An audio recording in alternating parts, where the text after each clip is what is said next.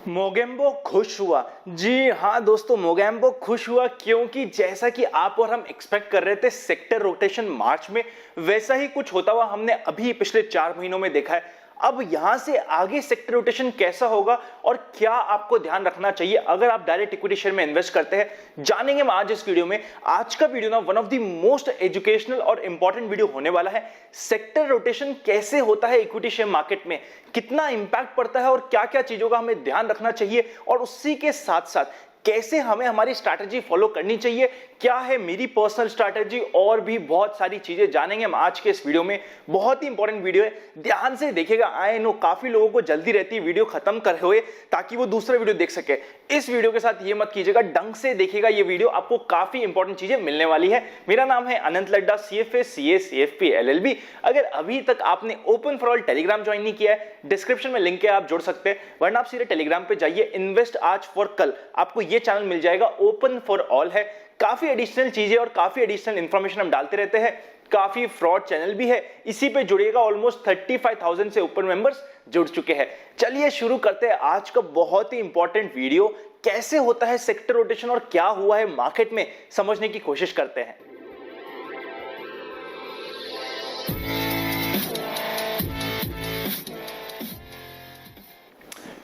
इससे पहले कि हम ये समझे कि जोकर इन दी पैक आखिर कौन से ऐसे सेक्टर रहे, ऐसी कौन सी चीज रही है जिसने आउट परफॉर्म किया है, उससे पहले हमें ये देखना पड़ेगा 2020 में क्या हुआ है। आखिरकार 2020 में क्या हुआ है, निफ्टी -8% रिटर्न दिया है अभी तक मतलब टिल डेट -8% रिटर्न है।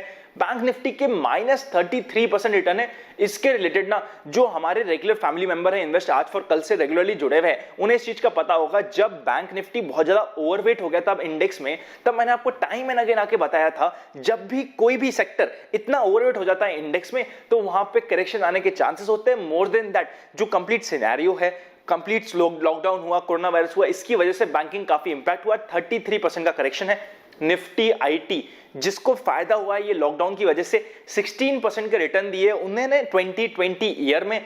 निफ्टी फार्मा जिसमें आई एम वेरी श्योर अगर आप इस चैनल से रेगुलरली जुड़े हुए हैं ना, निफ्टी फार्मा ने हमारे सभी इन्वेस्टर्स ने और सभी इन्वेस्ट आज फॉर कल की फैमिली मेंबर्स ने खूब पैसा कमाया है। 42% के रिटर्न्स आपको निफ्टी फार्मा ने दिए, और निफ्टी फार्मा को जिसने आउट परफॉर्म किया है ना, that is only one thing, only विमल।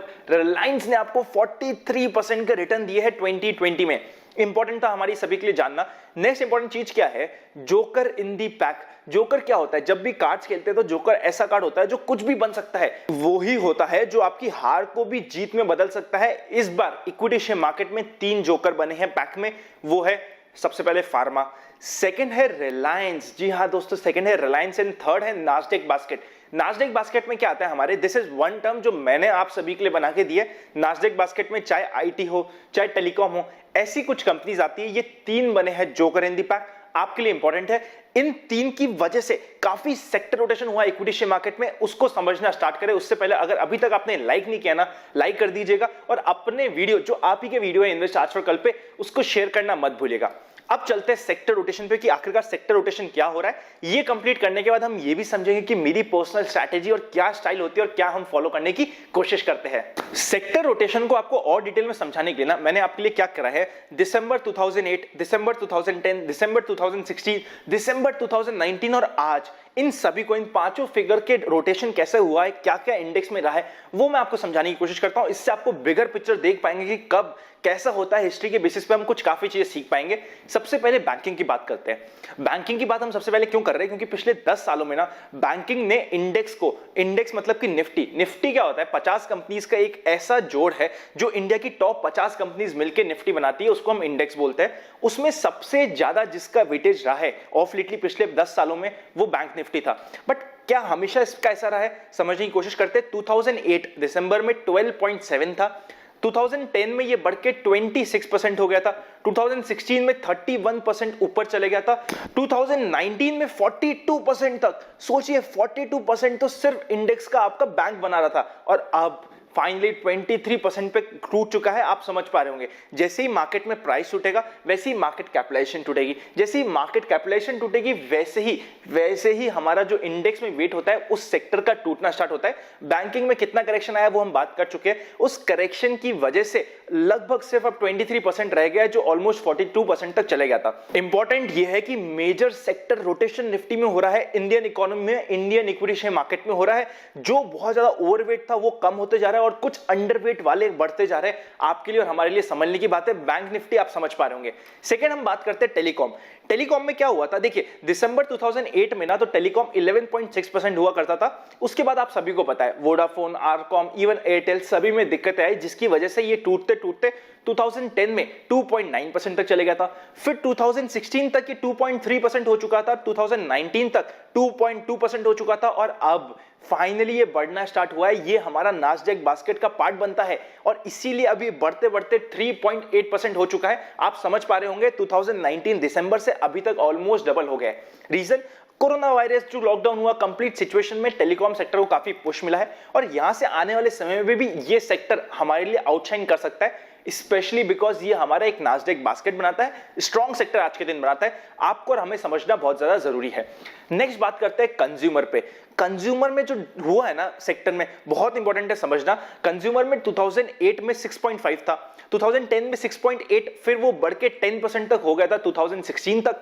2019 में भी वही 10.2% था और अभी 14% हुआ है। एक चीज समझिएगा, all throughout the years no ITC ने अंडर परफॉर्मेंस किया है, उसके बाद भी एचयूएल, ब्रिटानिया, इतने अच्छे अच्छे शेयर्स है जिनकी वजह से कंज्यूमर काफी ओवरवेट हुआ है और कंज्यूमर का वेटेज काफी बड़ा है। अब आज के दिन कंज्यूमर में क्या है, यहां पे वैल्यूएशंस बहुत ज्यादा हो चुकी है। वैल्यूएशंस बहुत रिच होने के कारण अब आई पर्सनली फील कि यहां से गोइंग फॉरवर्ड ज्यादा वेटेज कंज्यूमर का बढ़ेगा। इसमें मुझे डाउट है, थोड़ा बहुत बढ़ सकता है, बट यहां पे अब थोड़ी सी स्टेबिलिटी आने की जरूरत है। और कंज्यूमर में अब ओवर वैल्यूएशंस बहुत बढ़ते जा रहा है, जो आपके लिए और हमारे लिए एक वार्निंग साइन है। इसीलिए हमने कंज्यूमर को अब हमारे एग्रेसिव सेक्टर से निकाल के न्यूट्रल सेक्टर्स में डाल दिया है। आपके लिए इंपॉर्टेंट चीज थी। ऑयल एंड गैस की बात कर लेते हैं। ऑयल एंड गैस में एक चीज ध्यान रखिएगा, अभी जो मेजर रीजन है कि ऑयल एंड गैस बहुत बड़ा है, सिर्फ एक कारण है, रिलायंस। आप समझ पा रहे होंगे। ऑयल एंड गैस की बात करें 24.5% हुआ करता था दिसंबर 2008 में, फिर वो गिर के 2010 तक 14.7 हो गया था, फिर और गिरा 9.4, 12.5% था 2019 तक और अब फाइनली 12.5 से बढ़ते बढ़ते 19.91% तक चले गए। रीजन सिर्फ रिलायंस है। बट अगर रिलायंस में कभी भी ना जियो का लिस्टिंग हुई और ऐसे सेगमेंटेशन होना स्टार्ट हुआ तो ये ऑयल एंड गैस का जो वेटेज है आज के दिन मार्केट में वो गिर सकता है। आपके लिए इंपॉर्टेंट है टेक्नोलॉजी हमारे आईटी बास्केट का पार्ट है और डिफेंसिव प्ले है। वो कैसे डिफेंसिव प्ले है वो आप समझने की कोशिश करते हैं। दिसंबर 2008 में ना 9% हुआ करता था, बढ़ के 14% हुआ 2010 तक, फिर बढ़ के 14% ही कंटिन्यू रहा, फिर 2019 दिसंबर तक थोड़ा सा करेक्ट हो चुका था और 12.8% तक जा गया था और अब फाइनली 19% के आसपास हुआ है। देखिए फार्मा, आईटी और टेक्नोलॉजी ऐसे सेक्टर है जो डिफेंसिव सेक्टर है। जब मार्केट में डिस्ट्रेस होगा ना तब ये सेक्टर हमारे बहुत ही ज्यादा अच्छा करेंगे और आपके लिए हमारे लिए ये बहुत ही ज्यादा पॉजिटिव होंगे। अब इससे पहले कि हम आगे चले, बम्पर सेक्टर जिसके बारे में हमें समझना जरूरी है, फार्मा। उससे पहले अगर अभी तक आपने डीमैट नहीं खुलाया ना, डिस्क्रिप्शन में जीरोधा अलाइस दोनों की डीमैट अकाउंट ओपनिंग लिंक्स है, जिसके साथ आप कंफर्टेबल हो डीमैट खुला सकते हैं। जैसे ही हमारे लिंक से खुला है, डिस्क्रिप्शन में दी गई मेल आईडी पे बेसिक डिटेल्स भेज दीजिएगा। हमारी टीम आपको विद इन 10 डेज एक प्राइवेट चैनल पे जुड़ने का प्रोसेस मेल पे ही रिवर्ट कर देगी। वहां पे आपको काफी एडिशनल ट्रेड इंफॉर्मेशन और चीजें मिल सकती है, आपके लिए यूजफुल हो सकता है। उसके अलावा अगर आप चाहें ना, ज्वाइन बटन, मेंबरशिप आ चुकी है। मेंबर्स को ना जो प्राइवेट ट्रेड से वो तो मिलती ही है, उसके अलावा काफी एडिशनल चीजें, एजुकेशन रिलेटेड चीजें, कैसे मार्केट बिहेव करता है और काफी सारी अपडेट्स और वीडियोस भी मिलते हैं एडिशनल। तो आप चाहे तो ज्वाइन बटन कंसीडर कर सकते हैं, मेंबरशिप कंसीडर कर सकते हैं। अब बात करते हैं फार्मा की। फार्मा ना जो इंडेक्स में था सिर्फ 3% था। 2008 से पहले देखना स्टार्ट करते हैं। 2008 में 2.6% था, फिर 2010 में बढ़ते बढ़ते 3.7, 2016 में 6.3, काफी अच्छा 2016 तक चले गया था, बट दिसंबर 2019 में काफी टूट चुका था और 2.1% तक आ गया था। आपको और हमें सभी को पता है लास्ट ईयर तक पिछले 5 साल फार्मा के रिटर्न्स कुछ भी नहीं थे, जिसकी वजह से फार्मा का वेटेज गिर गया था। अब फाइनली वो 2.1% से बढ़ते बढ़ते 3% हुआ है, बट आने वाले समय में इसका वेटेज स्पेशली इंडेक्स में बढ़ सकता है। आप ही बताइए ना, बहुत सारे शेयर्स है, चाहे वो डेविस हो, ऑरोबिंदो हो, ल्यूपन हो, टोरेंटो हो, क्या ये शेयर इंडेक्स में नहीं आने चाहिए? आने वाले समय में आ सकते हैं। फार्मा इज वन सेक्टर जो आने वाले समय में इंडेक्स का एक मेजर पार्ट बन सकता है। एटलीस्ट 5% से ऊपर इंडेक्स में जाना, दिस इज समथिंग जो मुझे पर्सनली लगता है जा सकता है, जिसकी वजह से फार्मा में अच्छे रिटर्न्स आप और हम आज के दिन एक्सपेक्ट कर रहे हैं। ये हुए हैं मेजर सेक्टर के रोटेशन कैसे हुए। अब इससे पहले कि हम आगे बात करें, आगे हम क्या बात करने वाले हैं यहां से कि हम पर्सनली हमारी स्ट्रैटेजी क्या फॉलो करते हैं, 30 स्टॉक्स की लिस्ट हमने कैसे डिफाइन करी है, इस चीज पे हम थोड़ी बहुत चीज आपसे शेयर करना चाहते हैं, उसका डिस्कशन स्टार्ट करते हैं। देखिए, हम लोग बेसिकली जो मेरी पर्सनल स्टाइल है या पापा की जो पर्सनल स्टाइल है, ये हमारी स्टाइल है, हम लोग हमेशा ग्रोथ स्टाइल फॉलो करते हैं, हम वैल्यू स्टाइल फॉलो ही नहीं करते। आप एक चीज समझिए, हम कभी भी ये नहीं कहते हैं हम आपको बॉटम पे दिला लेंगे, हम खुद बॉटम में परचेस करेंगे और टॉप पे बेच देंगे। ये पर्सनली हम नहीं करते हैं, ना ही ये हमारी स्टाइल है और यह स्टाइल हम फॉलो भी नहीं करेंगे। वैल्यू स्टाइल इज समथिंग जो हम हमेशा आपको बोलते हैं, आपको हमेशा म्यूचुअल फंड के थ्रू जाने की कोशिश करनी चाहिए, जो हमारे लिए थोड़ा सेफ हो जाता है। जब भी हम ग्रोथ स्टाइल यूज करते हैं ना, वो आपकी सक्सेस की प्रोबेबिलिटी बढ़ा देता है। और साथ ही साथ मार्च में ऑलमोस्ट बहुत सारे शेयर बॉटम में पड़े थे, जो मार्च में मैंने आपके लिए लिस्ट लाके दी थी, उस लिस्ट ने ऑलमोस्ट 60% तक के रिटर्न्स दिए है। वो कैसे? वो ऐसे, जब मार्च में शेयर्स बॉटम में पड़े थे ना, बॉटम से जिस शेयर ने पहले बाउंस बैक किया था, जिस शेयर ने पहले परफॉर्मेंस दिखाई थी, ग्रोथ होने की अपनी स्टाइल दिखाई थी, उन शेयर को हमने पिक करके आप तक लेके आए थे सुपर 30 स्टॉक्स, जिससे आई एम वेरी श्योर काफी लोगों ने काफी फायदा उठाया। फॉर मी ना, no stock is a good stock until it is going up in price. अगर कोई नाम बड़ा हो बट अगर वो प्राइस में नहीं बढ़ रहा है, तो वो नाम बड़ा मेरे लिए कोई फायदेमंद नहीं है, और बल्कि ऐसा लूजर है जो प्राइस गिर रहा है बट नाम बहुत अच्छा है, मैं उसको कंसिडर नहीं करूंगा। For me no stock is a good और bad stock until they are going up in price. Price में अप जाएगा तो मेरे लिए अच्छा स्टॉक है, नहीं जाएगा तो वो अच्छा नहीं है। एक और चीज आप इंपॉर्टेंट समझिए, बहुत अच्छे शेयर थे जैसे कि एफले, डिक्सॉन, आरती ड्रग पे मैंने आपको क्लाइमेक्स टॉप सभी मेंबर्स को बताने की कोशिश करी थी। ऐसा कैसे हुआ कि हमने एफले और डिक्सॉन को हमारी लिस्ट से हटाया, जबकि वो हमारी टॉप 100 की लिस्ट में है, बट जो सुपर 30 में आप सभी के पास लेके आता हूं उससे हटाया? उसका मेजर कारण ये भी है, जैसे ही ये स्टॉक्स, देखिए ये हमने स्टॉक्स कब उठाने स्टार्ट किए थे, जब आज से शायद 50% या 20-30% तक ही थे, और अब वो हमें 3 से 4 का टाइम हो चुके हैं। अब ये स्टॉक क्या है, हमारे मीडिया में भी आ चुके हैं। जब भी कोई स्टॉक मीडिया में आ जाए, ये एक बहुत मेजर साइन होता है कि अब इस स्टॉक में डिस्ट्रीब्यूशन स्टार्ट होने वाला है, जिस चीज को आपको और हमें समझना चाहिए। और जहां डिस्ट्रीब्यूशन स्टार्ट हो जाए ना, उस स्टॉक से हमें तो, मैं पर्सनली तो बाहर निकल जाऊंगा।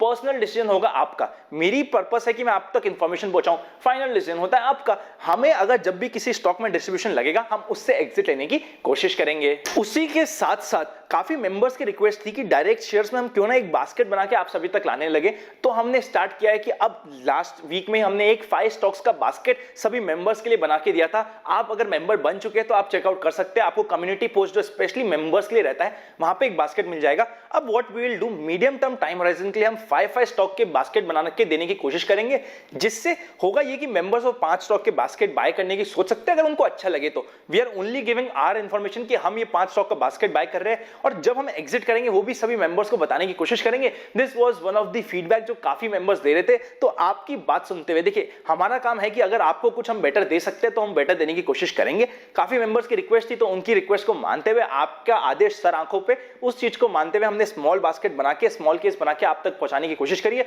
आपको यूजफुल लगे तो कंसीडर कर सकते हैं। आपकी कन्वीनियंस के लिए मैंने वो 5 स्टॉक्स जो भी हमारे रहते हैं उनका स्क्रीनशॉट भी लगा के सभी मेंबर्स को देना स्टार्ट किया है, ताकि अगर आप नहीं चाहते स्मॉल केस के थ्रू जाना तो आप डायरेक्ट भी बाय कर सकते हैं। बट फॉर योर कन्वीनियंस मैंने स्मॉल केस का भी आपको साथ में रखा है। स्मॉल केस के लिए पहले आपके पास डीमैट होना जरूरी है। अगर डीमैट नहीं है तो डिस्क्रिप्शन में डीमैट अकाउंट ओपनिंग लिंक्स है। जब तक आपका डीमैट नहीं खोले, डायरेक्ट स्मॉल केस में जाके डीमैट मत खोलिएगा, वहां पे काफी आपको एडिशनल कॉस्ट लग सकती है। आप सीधा पहले डीमैट खोल सकते हैं, डिस्क्रिप्शन में लिंक है, और फिर जाके अपने स्मॉल केस पे अपना डीमैट लिंक कर दीजिएगा। आई होप ये इस चीज से काफी मेंबर्स को काफी खुशी मिलने वाली है और काफी एडिशनल उनको फायदा होने वाला है। ऐसे ही कुछ जब भी हमें जरूरत पड़ेगी हम मेंबर्स के लिए लाने की कोशिश करेंगे। और आप सभी के लिए भी, जो मेंबर्स नहीं भी बन रहे ना, चैनल को सब्सक्राइब और बेल आइकन क्लिक जरूर करिएगा। आज का वीडियो बहुत इंपॉर्टेंट था, स्पेशली हमारा 3 जो हमारे जोकर है हमारे डेक में, उन तीनों पे ध्यान रखिएगा। इन तीनों में कभी भी आउट परफॉर्मेंस आएगी और इन तीनों का वेटेज इंडेक्स में बढ़ने के चांसेस है, आपके लिए हमारे लिए इंपॉर्टेंट है। वापस से मैं आपके लिए समराइज कर देता हूं, जो जोकर इन दी पैक है ना, वो है फार्मा, सेकंड है नास्डैक बास्केट, चाहे वो आईटी हो, टेलीकॉम हो, और थर्ड हमारा रिलायंस। ध्यान रखने की जरूरत है। आपके लिए आज का बहुत इंपॉर्टेंट वीडियो था। अगर अच्छा लगे ना तो दोस्तों के साथ वीडियो शेयर कीजिएगा। अगर आप चाहते हैं हमारी टीम आपको proper financial planning, investment, mutual funds में हेल्प करे, डिस्क्रिप्शन में हेल्पलाइन नंबर आप कनेक्ट कर सकते हैं। मिलेंगे नेक्स्ट वीडियो में, तब तक happy investing and I will see you very soon. Join button membership आ चुकी है, आप कंसीडर कर सकते हैं। डिस्क्रिप्शन में डीमैट अकाउंट ओपनिंग लिंक से आप कंसीडर कर सकते हैं। सी यू वेरी सून।